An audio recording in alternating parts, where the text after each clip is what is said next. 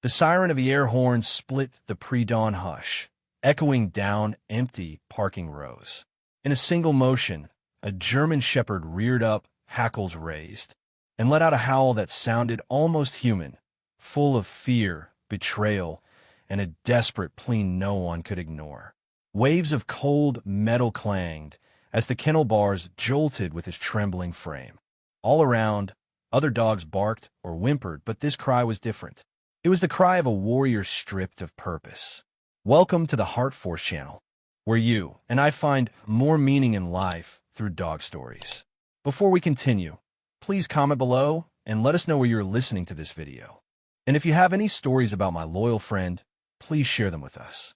Maya Reynolds pressed her forehead against the glass door of Silverton Haven Animal Shelter. The small town of Silverton, Oregon, should have felt cozy at dawn, but today it felt like an execution chamber. She'd driven 40 minutes on back roads, headlights cutting through misty pines, to answer a social media plea about a K9 veteran named Shadow, whose time was up at sunrise. 5 years as a police dog. Now, labeled unadoptable, he lay silent in a numbered cage. Inside, the corridor stretched long and dim under flickering fluorescence. Cages lined the walls, collapsing beagles, frightened pit bulls, a spotted hound with a leg gone limp. Volunteers in faded blue jackets hovered over clipboards. The scent of damp blankets and antiseptic pressed in her throat. Ms. Reynolds? A soft voice. It was Lila, the shelter's part-time manager. Her auburn hair tied back, eyes rimmed in exhaustion. Behind her, a steel cage held Shadow. His shoulders sagged. The mahogany light caught the scar on his flank. He's no danger, Maya said quietly. Kneeling. I need to see his records. Lila lifted a report. Owner surrender, behavioral issues, no kill hold ending at 6 a.m. The last note. Scheduled for euthanasia unless adopted. Maya swallowed. This dog had once served the Silverton PD. His vet bills had been covered, his handler trusted. Now he was just a liability. Let me work with him, Maya said. One more day. Her voice cracked. She didn't know why she cared so fiercely. She was head technician at Riverfront Veterinary Clinic, not a miracle worker. But something in Shadow's amber eyes, dull with resignation, pulled at her. It reminded her of her own grief after losing her parents 12 years ago. She'd buried the pain in sanitized exam rooms, but never left her. Minutes later, Lila held open the cage door. Shadow rose slowly, legs stiff, head low. Maya knelt, extending her hand. It's okay, boy. I'm Maya. He sniffed. A shudder ran through him. Then he turned and bolted, only to skid to a halt a few feet away. His hackles rose, but his muscles didn't coil to attack. He paced, panting, eyes darting from Maya to the empty hallway. Maya stood, clearing her throat. Shadow, it's safe. Her voice was calm, low. She had a reputation for working with aggressive dogs. They called her the Whisperer, but this was different. His fear was molten, unshielded. A sudden crash. Another dog knocked its water basin over. Shadow froze. Bars rattled. For a heartbeat, Maya thought he'd bolt again. Instead, his eyes met hers. Something passed between them. An unspoken truce born of shared scars. I'll see you tomorrow. Maya whispered. Come find me at dawn if you want. She gently closed the cage and left, heart pounding. Outside, she texted her brother Luke, her only remaining family, just one line. I may be late home. She turned her key in her truck, staring at the shelter's peeling sign in the pale morning light. Silverton Haven Animal Rescue. Every life deserved a chance. Today, that meant Shadow.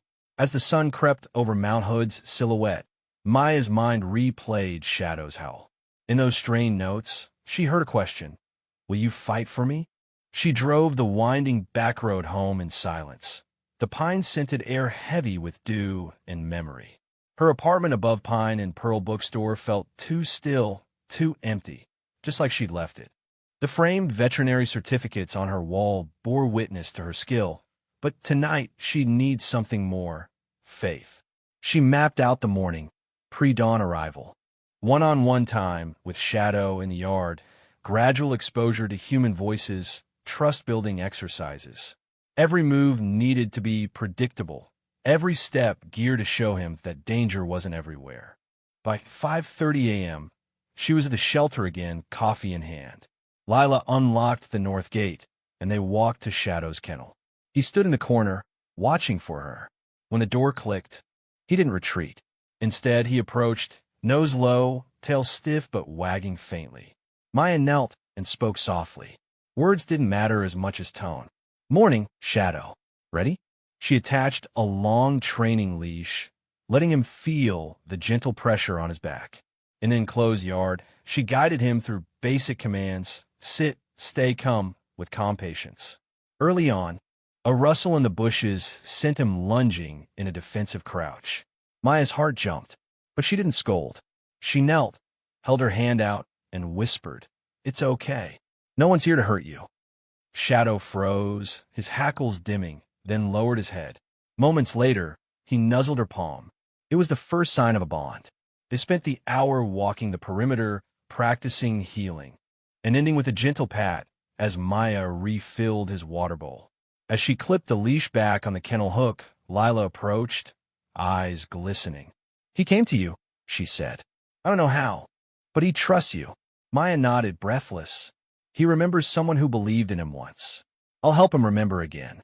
When the board convened at 8 a.m., Lila made the motion to extend Shadow's hold by 30 days. The vote was tight. Funding and space were scarce, but Maya stood, notes in hand, and spoke of Shadow's progress, his discipline, and the potential he still carried. She offered to foster him until adoption, should the board approve. Margaret Collins, the shelter director, rested her hand on the voting gavel.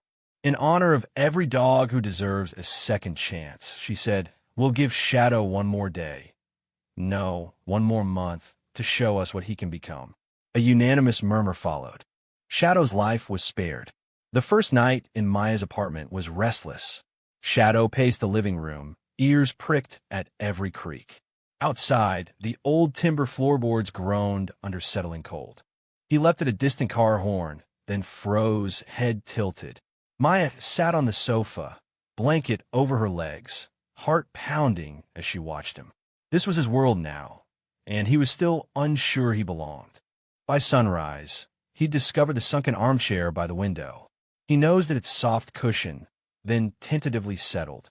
Maya poured coffee in her chipped blue mug, her father's gift, and knelt to place a scrap of chicken on the floor. Shadow sniffed once, then bolted it down, jittery whiskers brushing her hand. She smiled, the first true one since yesterday, and whispered, "Good boy." Over breakfast, scrambled eggs for Maya, kibbles softened with broth for him, they formed a rhythm. He ate. She stirred. They shared silence.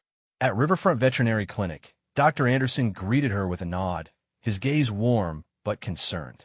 "How's your foster dog?" he asked, tapping the exam room's counter. Shadows from the potted ficus danced on the wall. "Better," Maya replied, catching Shadow's eager tail wag in the glass door. He sat by the window, watching her work. "He followed me here." "Excellent." But midday brought trouble. A fire alarm blared. Smoke from a faulty autoclave tripped the sensor. Staff poured out with cats and carriers. Maya dashed back, finding Shadow weaving through the crowd, panic in his eyes. She scooped him up, cradling him tight, and led him outside. Neighbors in white coats spotted her struggle and rushed to help. In the cold, fresh air, Shadow trembled but didn't bolt. Maya stroked his back. "You did great," she murmured. That afternoon, she returned him to his designated safe space in the apartment. A cozy corner with a thick pad, soft toys, and classical music murmuring through a small speaker. Shadow sank in, head resting on paws. Maya exhaled. Setback survived. She checked her phone. Luke had texted, "Hope you're okay." She typed back, "Safe for now." 2 days later, a thunderstorm rolled in. Thunder so loud it shook the windows.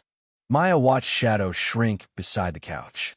Each crack sent him skittering, his eyes wild with fear. She wrapped her coat around him, creating a small cocoon of warmth, and whispered, "I'm here." He pressed in her side. Lightning flashed. He whimpered, then collapsed against her. Her heart clenched. He trusted her. She hummed a lullaby, one her mother used to sing. His breathing slowed. That night, as the storm raged on, Shadow lay with his head in her lap. The rain drummed on the roof, but he slept, dreaming perhaps of open fields or distant rescue calls. Maya stared at the ceiling, tears wetting her cheeks. Rescue had become reciprocation. She understood now why she had to save him. A week later, Silverton's local newspaper ran a small feature on Maya's foster. From badge to blanket, Silverton's forgotten K-9 finds new hope. The reporter, Jenna Clark, quoted Maya. Shadow deserves a second chance. Comments online range from praise to skepticism. Some worried about liability. A few derided the idea of adopting a police dog. Maya clicked like on the Facebook post and ignored the rest. That evening, a soft knock at her door revealed Mrs. Halloran, the elderly neighbor from across the hall, holding a casserole. "For you and your dog," she said, eyes gentle. Shadow watched from the corner, tail thumping the floor. Mrs. Halloran crouched, offering her hand. Shadow crept forward, sniffed, then nuzzled her. The old woman gasped. "Oh, he's sweet," she whispered, tears in her eyes. "I'm so sorry for what he's been through." Maya accepted the casserole, gratitude filling her chest. Community could blossom in unlikely places. On Sunday, Maya set up a small yard session in the building's courtyard. A couple of other tenants gathered at a distance. Shadow greeted them with polite sniffs.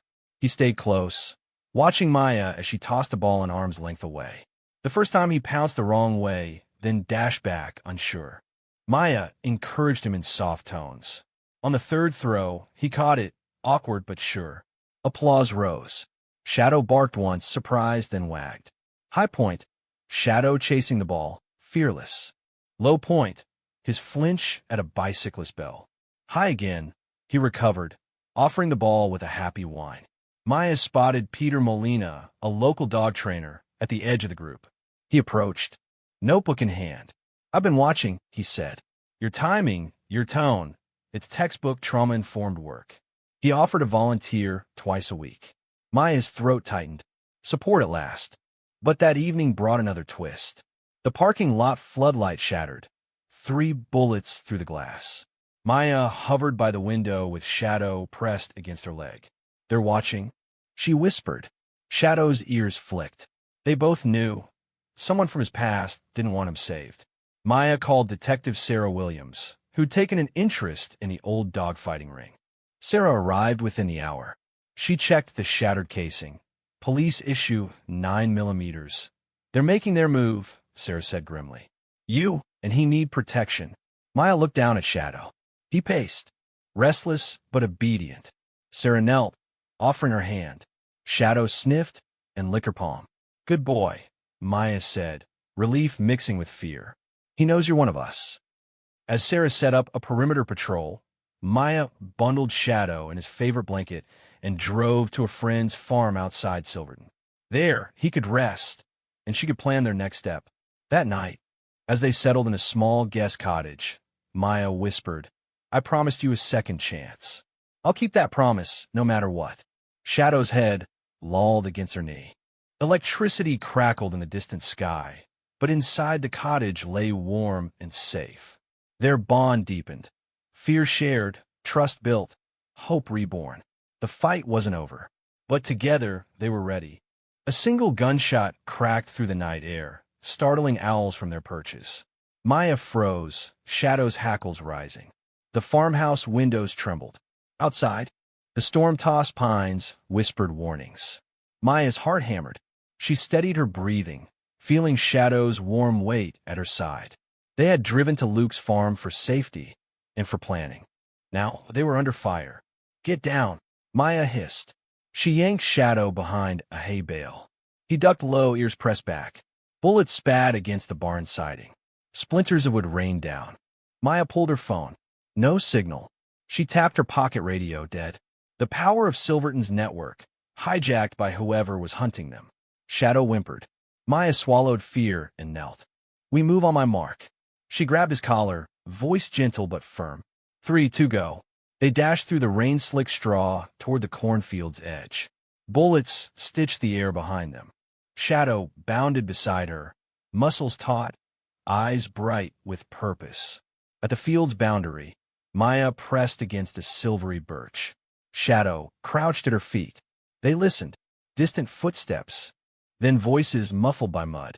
Maya traced the torque of headlights along the rows. A black SUV idled at the farmhouse edge. Maya's pulse steadied. "They're regrouping," she whispered. "We need a plan." Shadow nuzzled her hand. His trust anchored her trembling soul. She stroked his neck. "I know exactly what to do." By first light, they were back in Silverton. Detective Sarah Williams met them at the PD's back entrance, umbrella shielding her from drizzle. Peter Molina trailed with his truck, gear loaded. Luke's old dog trailer waited in a side lot. Sarah's face was etched in fatigue. "They try to flush you out," she said grimly. "Whoever they are, they're organized. Your farm friend told me. I promised you protection, federal backing, but they're still at large." Maya nodded. "We need evidence. If we can get them on tape, we can force a sweep." She glanced at Shadow. "He's ready." Inside a secure interview room, Sarah cleared files on the table. "Here's what we know. The shooters used police-issue weapons. Ballistics confirm a direct match to stolen patrol pistols. The SUV's plates trace to a shell company. The IP addresses for the Floodlight hack all route through that dogfighting ring's front businesses." Peter tucked a notebook under his arm. "I'll rig cameras on the ring's expected route. Hefty challenge. They rotate roads every night. But if we can predict their supply run, collecting new dogs from shelters, we might catch them." Luke clicked his tongue. "I mapped their routes. They'll swing by Silverton Haven Animal Rescue at midnight if they're desperate for fresh stock." He tapped a printed map. "Then they head northeast via County Road 12. Maya leaned in. "We stake out the shelter. I'll volunteer tomorrow as usual, keep my routine. Shadow and I will be hidden in the yard. We'll lure them in." Sarah lifted an eyebrow. "Bold. Risky." She clarified their stakes. If a raid failed, hostages, Maya, Shadow, even Sarah, could be taken. "You sure?" Maya's gaze hardened. "He risked his life for me once. I owe him more than shelter adoption." Night fell again, heavy with rain. At the shelter, Maya arrived an hour before closing. Masks, gloves, clipboard, her uniform. Shadow stayed in her truck until closing.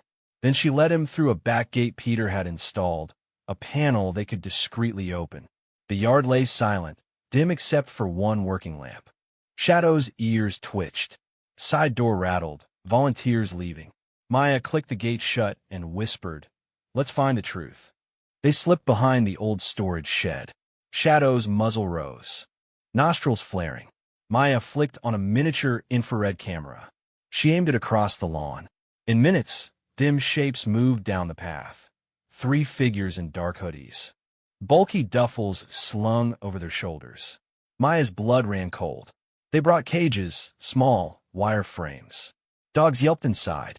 Shadow growled, low in warning. The men paused under the lamp. One loosened a duffel. This was it. Maya exhaled. "Go." Shadow vaulted forward, silent paws on wet grass. He knocked the duffel free. It swung and clattered. The men spun, guns drawn. Maya stepped from Shadow, hands raised. "Police! Drop them!" The second man opened fire. Bullets pinged the lamppost. Maya dove behind Shadow. He braced, every muscle ready. Then came Sarah, Peter, and Luke, rounding the back corner. Sarah hollered, "Silverton PD, drop your weapons." Backup lights flickered on. Shots rang out. Shadow leapt between Maya and a shooter, pinning his arm. The man screamed. Maya scrambled up, handcuffing him as Sarah cuffed another. Peter dashed for the cages, freeing the terrified dogs. Luke covered with a shotgun from a safe distance. In minutes, the ring was down. 3 arrests, 8 dogs saved. Shadow stood amid the chaos, breathing hard, eyes shining. Maya moved to his side. She wrapped her arms around his neck. "You did it," she sobbed. "You saved them." Shadow nuzzled her cheek. No growl, no fear. Pride filled her soul. Back at Riverfront Clinic, the rescued dogs underwent triage.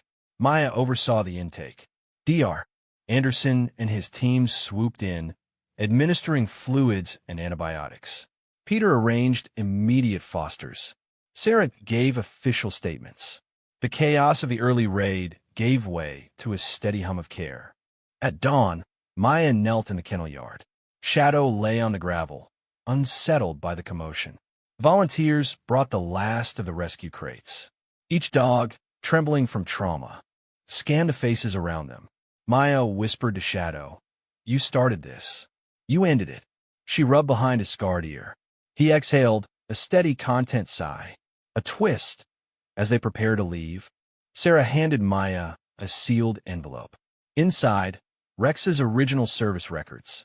They confirmed a hidden raid years ago.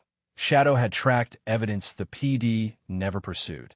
Corruption that had led him into the ring. His past had shaped this moment. Maya stared at the fine print. He knew, she breathed. He always knew. Shadow bumped her hand. The rain slowed to mist. For the first time, Maya felt a full circle. Shadow's loyalty had never wavered, even when everyone else had. They walked to the car, Shadow striding proud beside her. Behind them, new life stirred at the clinic. Ahead, an uncertain future glowed with possibility. Maya smiled. "What's next?" she asked. Shadow's tail thumped. He knew. Dawn broke clear and cold over Silverton. Maya arrived at Riverfront Veterinary Clinic before sunrise, Shadow at her side, leash loose in her hand. Today was their first public day together. He would visit the pediatric wing, helping children too anxious for exams. Maya felt a thrill. His progress had been so rapid, almost miraculous. The clinic's front doors slid open, and Shadow patted him behind her, head high, eyes bright. Inside, fluorescent lights glowed. Reception buzzed with whispered chatter about the miracle dog. Maya guided Shadow to the small exam room set aside for therapy visits. She placed his familiar mat by the window and stepped back.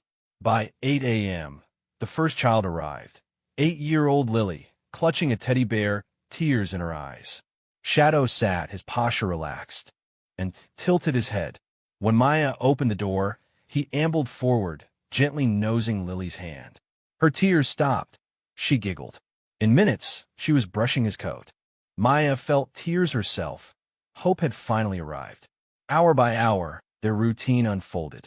Shadow sat calmly as toddlers petted him. He stood vigil beside anxious teenagers, offering silent comfort. Dr. Anderson dropped by midday, marveling. "This is beyond therapy," he said softly. "It's pure connection." High point. A cancer patient stroked Shadow's muzzle, pain melting from her face. Low point. A sudden fire alarm drill sent Shadow skittering, heart hammering. High again. Maya whispered reassurance in his ear. He rallied, nuzzling a frightened husky in the next room. By afternoon, the clinic hallway felt warmer, lighter, a stark contrast to the stale antiseptic of days past. Volunteers stationed at the door handed out pamphlets on animal-assisted therapy. 2 local reporters filmed B-roll of Shadow helping children. Maya answered questions about trauma-informed care, her voice steady with conviction. Then came the twist, a call from the shelter. Silverton Haven's intake kennel had flooded. Pipes burst overnight, cages submerged. 10 dogs at risk. The shelter staff had evacuated survivors to a makeshift holding area in the town's fire hall. But resources were stretched thin. Puppies whined from cardboard crates. Adult dogs trembled in water-damaged runs. Without quick medical attention, dozens faced hypothermia and infection. Maya looked at Shadow. "Can you come?" she asked. He cocked his head. She nodded. "Let's go." Within 20 minutes, they arrived at the fire hall.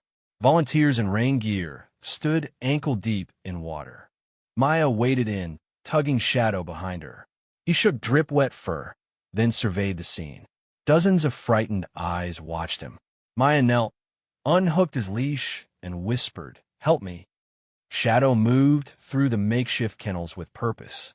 He stopped before a shivering lab mix, nose down. The dog shyly wagged. Shadow pressed a comforting nuzzle. Volunteers gasped. Within an hour, his calm aura had soothed half the frightened dogs. Maya directed staff to follow his lead. One volunteer read softly near the crates. Another played classical music, creating the same therapeutic environment she'd built at home. As the clinic's ICU overflowed with hypothermic pups, Maya and Shadow split duties. He offered comfort. She administered warm compresses and antibiotics. Dr. Anderson and his team worked nonstop, but morale soared. Shadow's presence held the panic at bay. Even the most traumatized rescued dog sat quietly, ears perked, waiting for Shadow's gentle reassurance. By early evening, the last dog was stable. Maya slumped against a crate, exhausted. Shadow curled at her feet, tail thumping. She scratched behind his ears. "You saved them again," she whispered. But as she looked up, she saw Detective Williams in the doorway, rain-soaked and grim. "We have a problem," Sarah said. Maya sat up. "What is it?" Sarah held a counseling folder. "The footage from the clinic security cameras, someone's stolen it. The hard drives are gone." Maya's blood ran cold. Without those files, the evidence of the ring's abusers at Riverfront vanished. "Who?" she breathed. Sarah shook her head. "Unknown. They bypassed encrypted locks. They know what they're doing. They're trying to erase our proof." Maya stared at Shadow. His ears twitched. He sensed a threat, too. Without evidence, their case, and Shadow's safety, hung by a thread. High point: Shadow's therapy saved dozens at the fire hall. Low point: the stolen footage wiped out crucial evidence. High again: Maya vowed to recover every bite. That night, Maya and Luke pored over backup logs in the clinic's IT office. Peter Molina inspected the fire hall shelter video backups. Everywhere they looked, gaps appeared: missing segments, corrupted files, blank screens. But shadowy thumbnails in one backup showed a hooded figure in the clinic hall, leash in hand, as Shadow interacted with patients. If only they had the full recording. Suddenly, Luke gasped. "Here, check these timestamps." He zoomed in on a corrupted clip labeled pediatrics_03_15_PM. Lines of code scrolled. Peter frowned. That's not just deletion, it's targeted overwriting. They planted malware to auto-erase footage post-visit. Maya sank back. They used a clinic computer as a vector. She pulled up network logs. 3 clinic PCs pinged an outside server at the exact times the footage went dark. One was the reception desk, the other the back-office printer network, the third the lab computer. They had inside help. High point: they traced the malware to 3 terminals.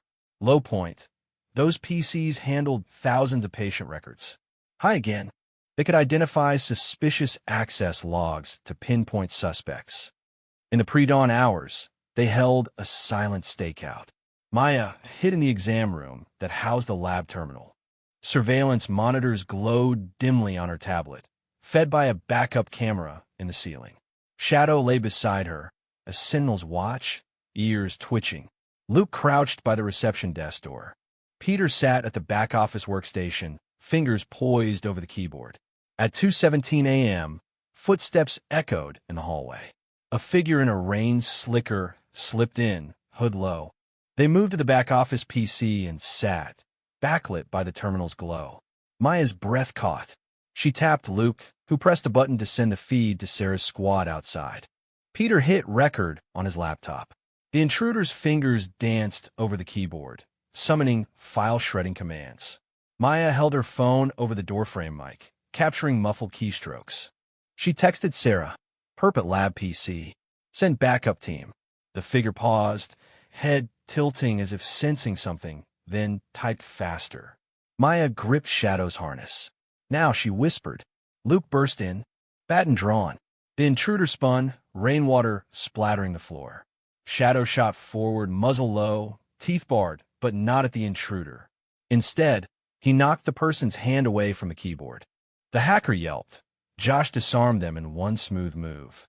Maya flicked on overhead lights. The intruder staggered backward, hood falling off.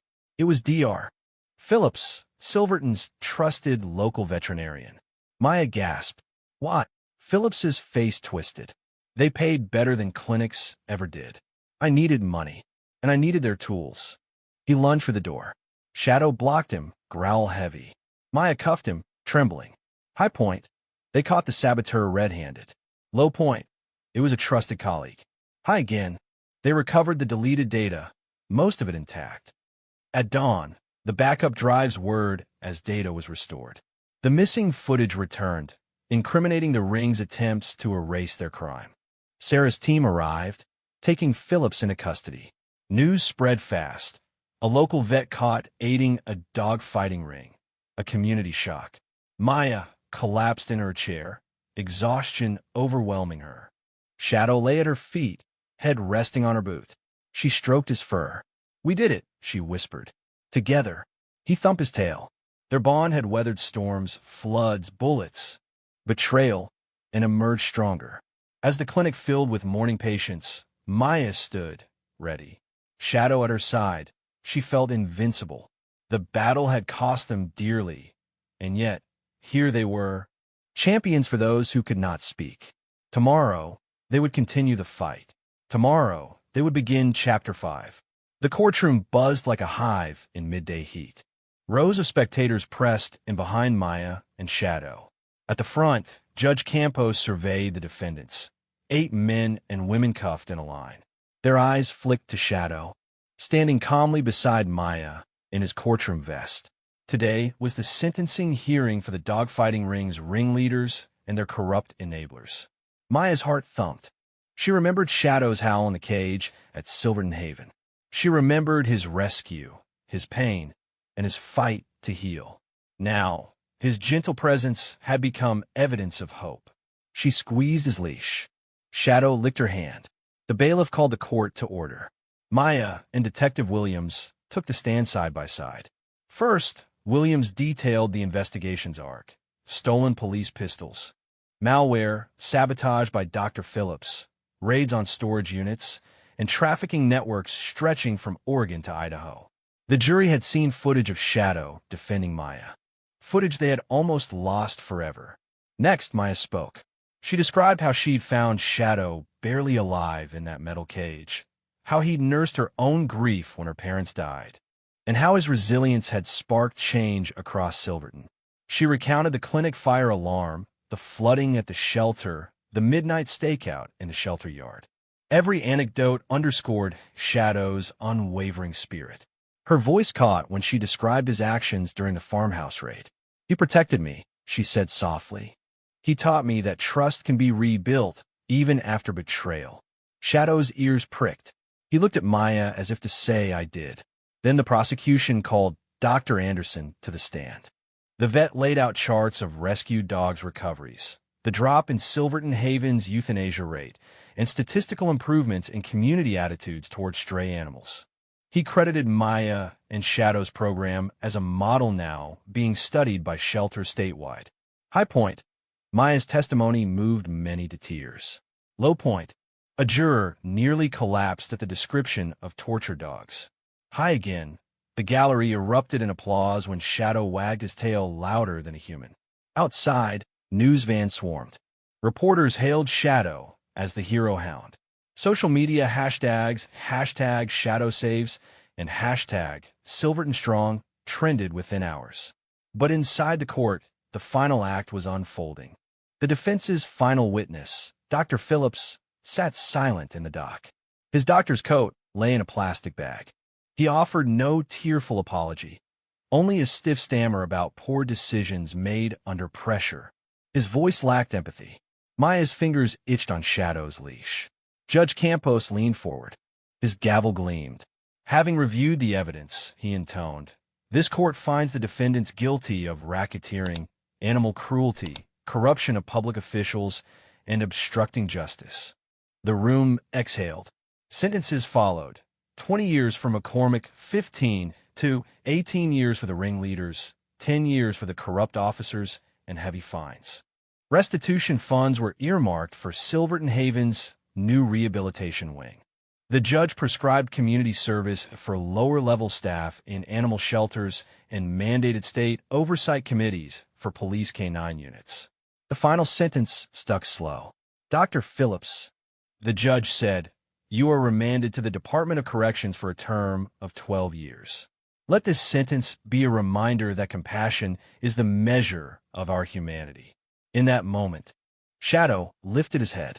He barked once, a clear, firm sound that echoed through the hushed courtroom. Maya's eyes flooded. The gallery broke into a standing ovation. Even the defendants' jaws dropped. Outside the courthouse steps, a sea of supporters greeted them. Neighbors held posters, second chances for all, and justice for Shadow. The mayor of Silverton, Rosalind Pierce, handed Maya the inaugural key to the rehabilitation wing at Silverton Haven. Their ribbon cutting was scheduled for next week. High point. Shadow's bark triggered roaring applause. Low point. A handful of skeptical onlookers shouted about wasted resources.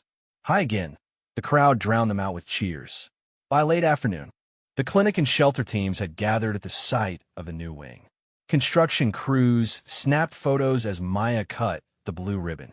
Shadow pranced on the grass, sniffing new garden beds and checking the secure play yards.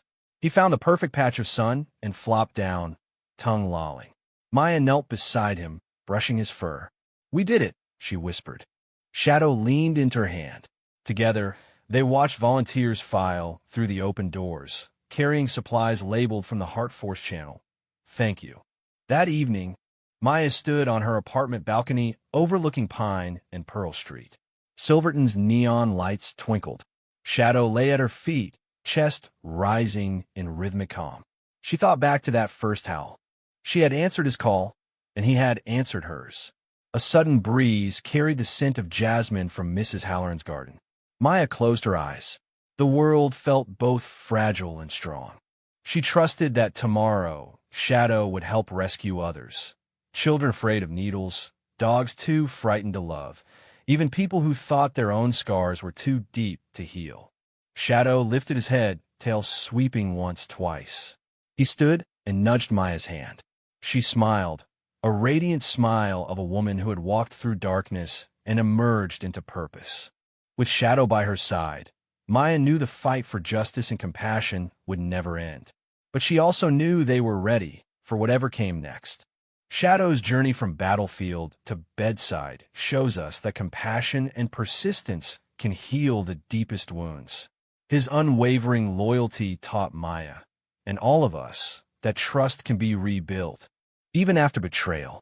When we commit to giving second chances, we transform lives. Whether for people or animals, rescue demands courage and patience. Shadow's story reminds us to listen for the cries no one else hears, to stand firm for justice, and to offer kindness without reservation. In every act of mercy, we find our own strength and purpose and help shape a more compassionate world. What did this story stir in you? Share your thoughts below. Your experiences with second chances or compassion can inspire others. If Shadow's journey moved you, please subscribe to the Heart Force channel and help us spread hope, one story at a time.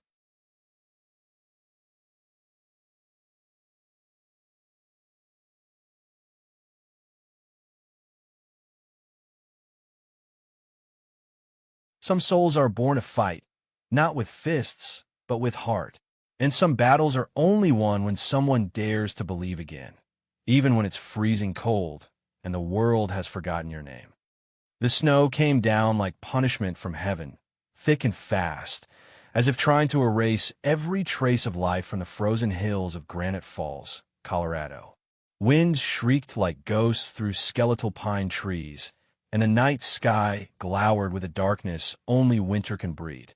A German shepherd, worn thin and limping, emerged from the woods like a shadow.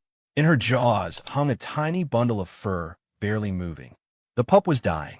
Her name was Sasha, once a legend among the stray dogs who roamed the forests. She didn't believe in people until that night, and the man in the cabin didn't believe in himself anymore, until the knock at his door shattered 2 decades of silence. Welcome to the Heart Force channel, where you and I find more meaning in life through dog stories. Before we continue, please comment below and let us know where you're listening to this video. And if you have any dog stories of your own, feel free to share them with everyone. The wind howled louder than the wolves. Snow buried trails, erased scents, and smothered any hope of warmth. But Sasha kept moving. Her legs trembled with fatigue, Her ribs showed through her black and tan coat, and a jagged scar across her shoulder told of a past that hadn't been kind. Yet she held her head high because nestled in her mouth was her son, Scout, barely 2 months old, fevered and limp. She had hunted for him, starved for him, fought off coyotes and frost. And now she would cross the last line she had sworn never to cross. She would seek help from a man. That man was Cal Jensen, age 58, a former emergency vet from Fort Worth, Texas, who now lived in self-imposed exile in a timber-frame cabin deep in the wilderness of Granite Falls. 15 years ago, Cal had been known as the miracle vet, saving dogs that others wrote off. He ran a chain of clinics across the state and had a golden reputation, until one terrible day that tore everything apart. He still had the newspaper clipping. It was folded and yellowed, tucked into an old medical bag he hadn't opened in years. Acclaimed vet faces malpractice suit after police K. 9 dies on table. That dog's name was Ranger, and he had died during a routine procedure Cal had performed in good faith. The lawsuit cleared him. The guilt never did. Since then, Cal hadn't touched a scalpel, hadn't entered a clinic. He moved to Colorado to escape the ghosts. The locals called him the dog whisperer in the woods because animals still found him. Broken raccoons, mangled owls, stray dogs. He left food out, patched up what he could, but he never let them inside. He couldn't, not after Ranger, until Sasha came. It was near midnight when a knock came. Not a human knock, but a desperate scratching and a low whimper. Cal paused, flashlight in hand. The wind roared. Again, the sound came, closer this time. A weight pressed on his chest. When he opened the door, there she stood, Sasha, shaking from cold, her eyes locked on his, and the tiny pup hanging in her jaws. Cal, Froja. For a moment, his old instincts screamed at him. Close the door. Walk away. But he saw something in her face. A look he remembered from every owner who had handed him a dying pet, and whispered, "Please, just try." He knelt. "Okay," he said, voice rough. "Let's try."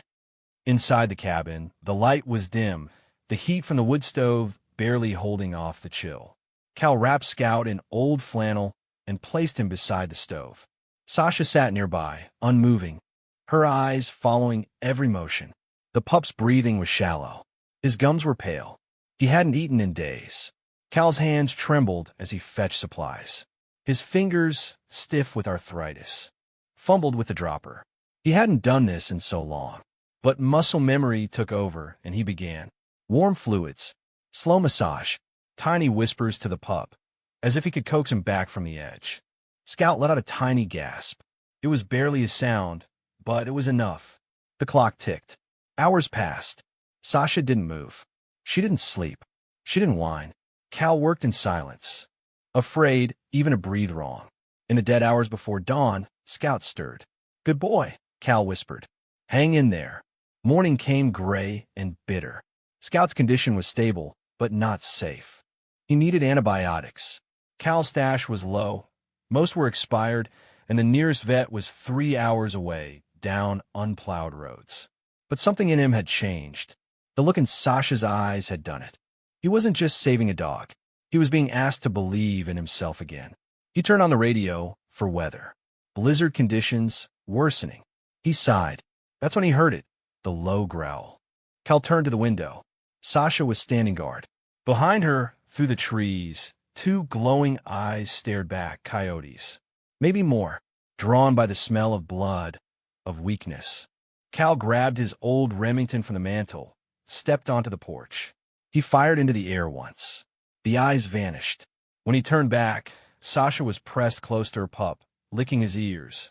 She wagged her tail once, just once, and Cal felt something strange happen in his chest. It was hope. That day, Cal made a decision.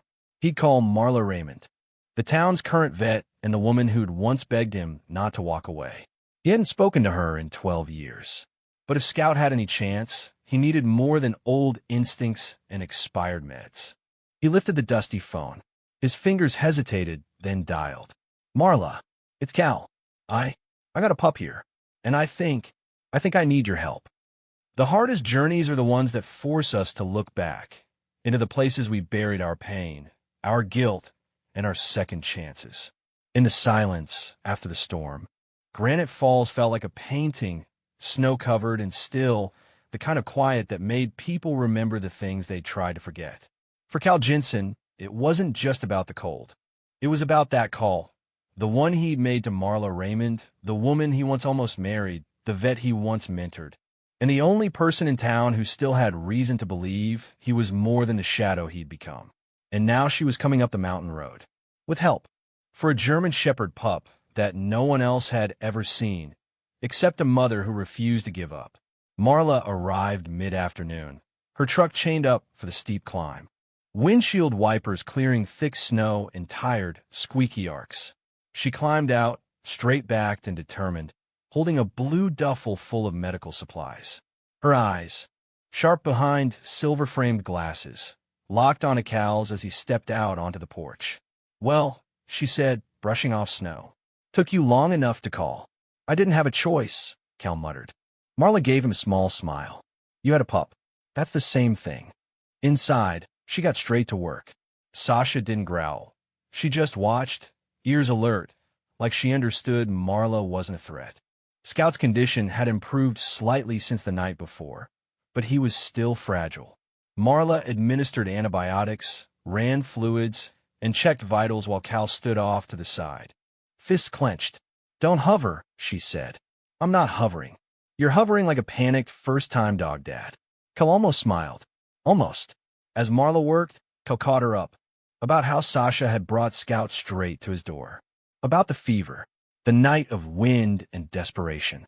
The coyotes. The scar on Sasha's side. Marla paused at that.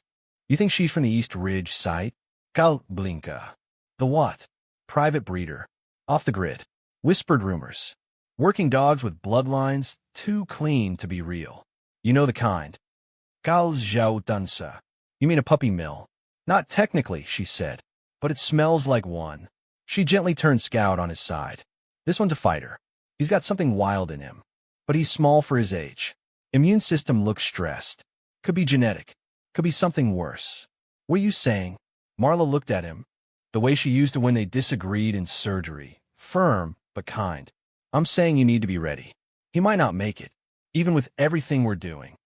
Sasha let out a low whine, as if she understood. Cal stepped forward and placed a hand on her neck.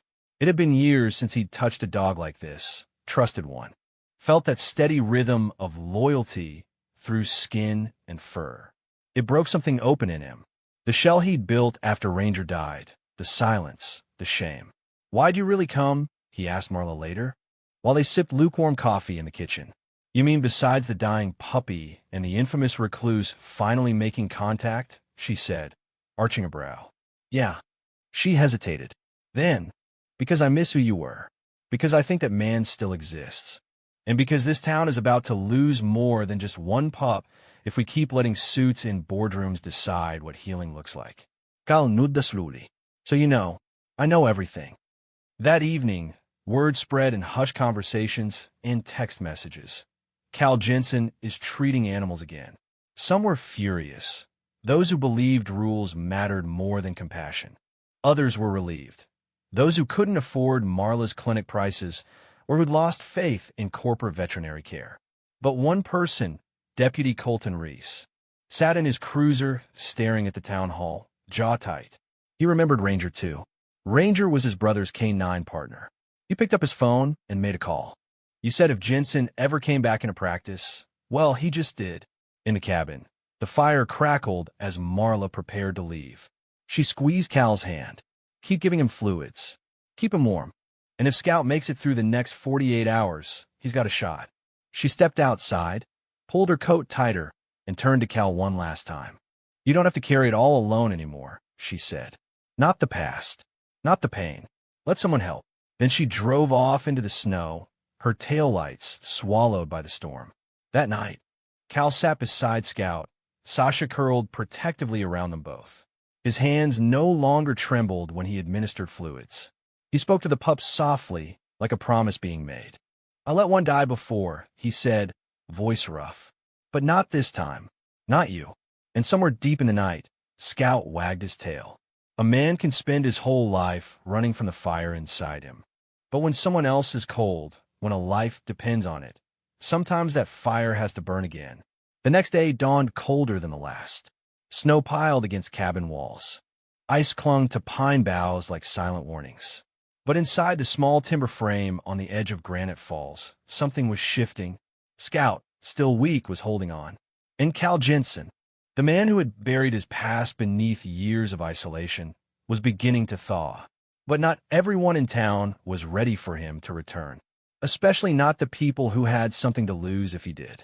The first threat came as a letter, unmarked envelope, slipped under Cal's door. Inside, a printed note. Operating veterinary services without a license is illegal. Cease immediately or face formal action. No name, no return address. Cal stared at it a long time before tossing it into the fire. Sasha, sitting by the stove, watched the flames with quiet approval. He knew who it was from. Vetco Western, the corporate veterinary chain that had moved into the region last year, offering sleek clinics and flashy equipment, along with fine print that bled communities dry. They were the reason Marla Raymond's practice was half empty, the reason families were being priced out of basic care, and the reason more and more animals were dying without help. But Cal didn't care about any of that until now. Not until Scout. The pup was stronger now, eating small amounts, eyes alert. His fever had broken, though he still needed close monitoring. Cal had mapped out his treatment schedule down to the hour, using old notebooks he hadn't opened in years. The handwriting was shaky at first, but grew steadier with each passing page. Sasha rarely left his side. That afternoon, a knock at the door startled them both.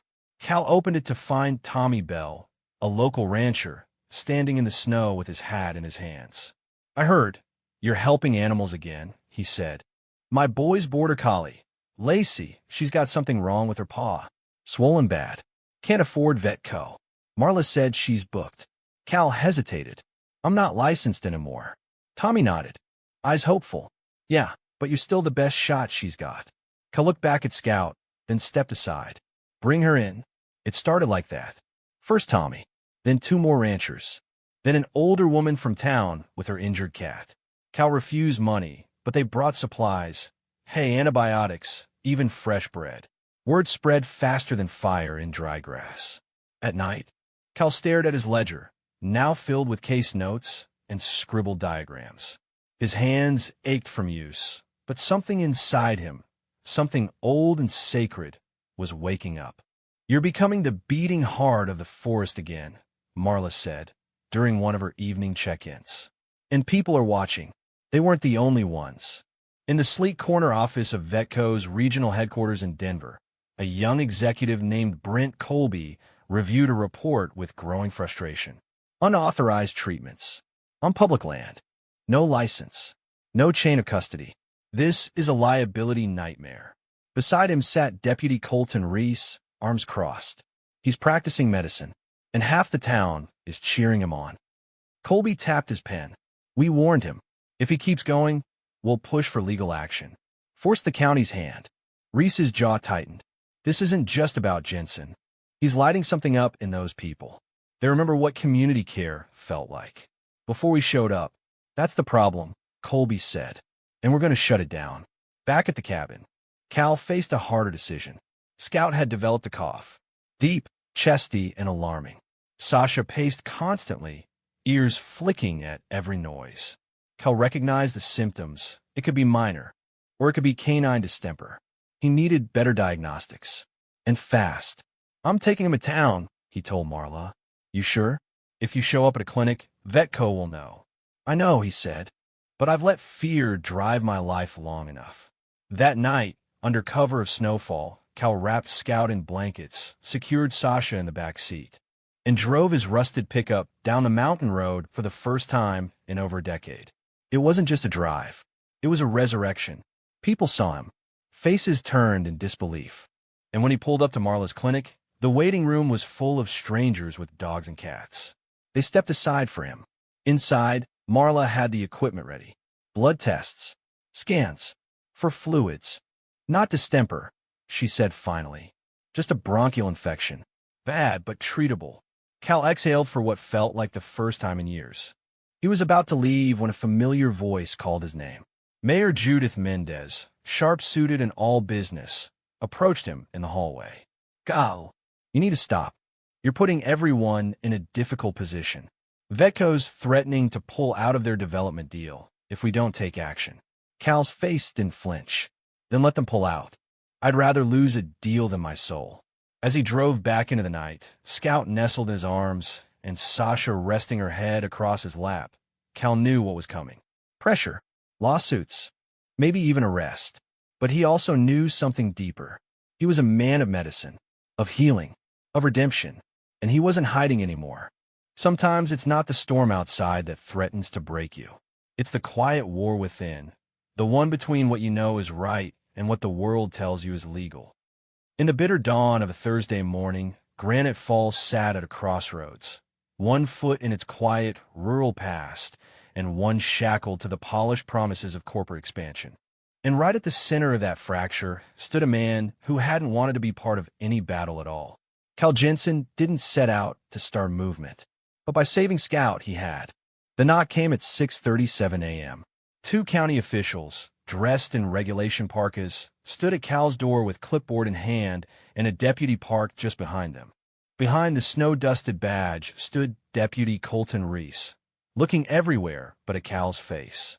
By order of the County Veterinary Board, the taller official said, "We're conducting a search of this property based on reports of unlicensed medical activity." Scout whimpered from his blanket by the fire. Sasha stood, teeth bared. Cal placed a calm hand on her back. "You're not taking him," Cal said. The officials exchanged glances. "Sir, we're not authorized to seize animals today. We're just here to inspect and document." "Same thing," Cal muttered, stepping aside. The next hour was quiet, but heavy. Photos, notes, inventory of supplies, copies of treatment records. They didn't touch Scout, but they didn't need to. Their presence alone said it all. "We see you, and we're coming back." When they left, Reese lingered. Finally, he met Cal's eyes. "You know this is going to get worse before it gets better, right?" "I know." Reese nodded slowly. "Then maybe it's time we stop pretending it's just your fight." That evening, Marla Raymond, Tommy Bell, and a half-dozen others gathered at Cal's cabin. The fire burned hot, and the air inside felt like a war room. Sasha rested against Cal's boots. Scout lay curled in a basket, breathing steady. "What they're doing isn't right," Marla said. "They're targeting the one place people trust because it threatens their profit margins." Tommy chimed in. "I say we go public. Let the community decide who they stand with." "They already have," said Martha Lee, owner of the corner bakery. "You haven't seen the diner chalkboard? Half the towns signed a petition asking the board to reinstate Cal's license." "Won't matter," Cal said quietly. "They don't want justice. They want control." Marla leaned forward. "Then we take it out of their hands." The idea came from Tyler Jones, a shy wildlife biology student who had been shadowing Marla for months. He leaned in, glasses fogging. "What if we bring in the media?" Cal raised an eyebrow. "You mean like a press conference?" "Bigger. Full story. The illegal breeding facility. The town's veterinary access problem. Scout. Sasha. Everything." Tommy rubbed his chin. "Expose Vetco. Show what real care looks like." Cal hesitated. He'd hidden so long. Let silence keep him safe. But maybe the truth was the only thing that could save anyone now. He nodded. "Let's do it." Within 72 hours, reporters from Denver, Boulder, and even Salt Lake City rolled into Granite Falls. Word spread like wildfire. A reclusive ex-vet saves a dying pup. Sparks a rural rebellion against corporate vet chains. Scout's story caught hearts. Sasha's loyalty broke them. And Cal? Cal stood in front of cameras, face weathered, voice calm. "I gave up practicing after a tragedy I thought I'd never recover from. But this dog, this mother, reminded me that sometimes the world needs us before we're ready. So I stepped in, and I won't apologize for saving a life." Vetco fired back. They sent cease and desist letters to every local business supporting Cal. They pressured the mayor's office. They cut contracts, and they leaked rumors. Unlicensed. Dangerous. liability risk. But it didn't work. The people pushed back. Tommy and 22 other ranchers signed a declaration of support. Marla opened her clinic space to offer shared treatment rooms for community care. Students from the vet school at Colorado State University asked to intern with Cal. Someone anonymously paid to reopen Cal's old clinic, boarded up for 15 years. Even the town council, once neutral, issued a statement asking the board to consider Cal's reinstatement under emergency provision. The dam was breaking. And then it happened. One of the local kids, Jenny Cole, age 11, found her golden retriever in a snare trap set by illegal poachers. She ran 2 miles through snow to Cal's cabin. Scout barked. Sasha howled. Cal grabbed his bag. The dog, Rusty, had severe damage. If Cal hadn't operated, he would have died. When they carried Rusty into the old clinic that night, Cal's clinic, Scout trotted behind, tail wagging. Cal's hands, steady now, moved like they used to. By the time the vet board arrived to intervene, they were too late. 100 residents stood between them and the door. A dozen journalists recorded every word. The mayor arrived with a legal team, and Rusty's recovery photos were already viral. That night, Scout curled beside Cal by the fire. Sasha rested her head in his lap. "I'm not just a vet," Cal whispered, scratching Scout's ears. "I'm someone who needed healing too." Scout licked his hand, and for the first time in 20 years, Cal believed he was healed. In the end, a town isn't made of buildings. It's made of choices. And sometimes, all it takes is one small dog, one broken man, and one fierce mother to remind everyone what really matters. The sun rose soft and golden over Granite Falls, melting the ice off rooftops, casting long shadows down the town's quiet streets. It was a new day, a different one, but that didn't mean the fight was over. The state veterinary board was still deliberating. Vetco was still threatening lawsuits. And Cal Jensen? He was finally ready to face them. Not as a recluse in the woods, but as a vet, as a neighbor, as a man who had found his way back. Not alone, but carried on the backs of the community, and 2 dogs who never gave up on him. Scout was stronger now, still small for his age, still a little clumsy, but he could outrun squirrels and bark loud enough to shake pine cones off trees. And Sasha? She had settled into the cabin like she'd been born there. No longer pacing, no longer watching the door. She had found her peace. Cal hadn't had a day without someone stopping by since the news story aired. Former clients, strangers, parents with sick pets, ranchers with injured stock. Sometimes they just came to say thank you. But today was different, because today, the board was arriving, in person, to deliver their decision. At noon sharp, 2 black SUVs rolled up the gravel drive. Out stepped a woman in a navy coat, Dr. Lisa Harlow, chair of the Colorado State Veterinary Board. She was flanked by 2 attorneys, both stone-faced and cautious. Marla, standing just behind Cal, whispered, "Here we go." The board members were polite but cold. "We're here to discuss your petition for reinstatement, Dr. Harlow said, and to address the complaints from Vetco regarding your unauthorized activity. Cal nudda, and the woman inhaled. And to see for ourselves what this town is fighting so hard to preserve. She toured the clinic, read Scout's chart, examined Cal's treatment logs, all handwritten, detailed, and consistent. She spoke with residents, met Sasha, and when little Jenny Cole ran up with Rusty's leash and shouted, "He saved my dog," Dr. Harlow's expression cracked just a little. Later that afternoon, the board gathered inside Cal's rebuilt clinic in front of half the town. Dr. Harlow stood before them and said, "We have unanimously decided to reinstate Dr. Calvin Jensen's veterinary license. Effective immediately." Gasps. Cheers. A few people wept. "Furthermore," she added, "we will be opening an investigation into the practices of the East Ridge breeding facility. We thank the community for bringing it to our attention." It wasn't just a victory. It was vindication and a beginning. The next few weeks were a blur. Vetco, caught in a PR nightmare, backed down and withdrew from its Granite Falls expansion. The town council voted to create a new hybrid animal health initiative, combining licensed care with community-led support systems. Cal became a mentor again, teaching young vet students, coordinating with wildlife centers, and slowly accepting the word doctor back into his name. Sasha became a fixture at the clinic, guardian, greeter, and ambassador of all things loyal. People swore she could read moods better than most therapists. Scout, he became a symbol. His photo, small pup curled up on a checkered blanket, hung in the clinic's waiting room beneath a plaque that read, "To the dog who reminded us why we care." One quiet evening, Cal sat on his porch, Scout dozing at his feet and Sasha gazing out at the hills like a queen surveying her kingdom. Marla stepped beside him. "Remember what you said the day I came up here?" "Cal Smilat." "Which part?" "You told me you weren't ready." He looked at the dogs, then at the stars. "I wasn't," he said, "but they were, and they waited until I caught up." She took his hand. "You did more than catch up. You led." They stood in the silence for a while. No storms, no fear, only peace. This story reminds us that healing isn't just about medicine. It's about connection. A man broken by guilt, a mother dog risking everything, and a fragile pup reminded an entire town what compassion truly means.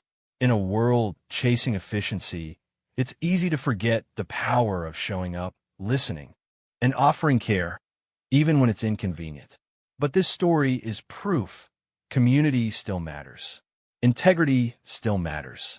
And sometimes, the most extraordinary journeys begin with a desperate knock at the door and the courage to answer it. What part of this story touched you the most? Share your thoughts in the comments. We read everyone. And if you believe in the power of compassion and community, subscribe to Heart Force for more real-life stories that warm the soul and renew your faith in humanity.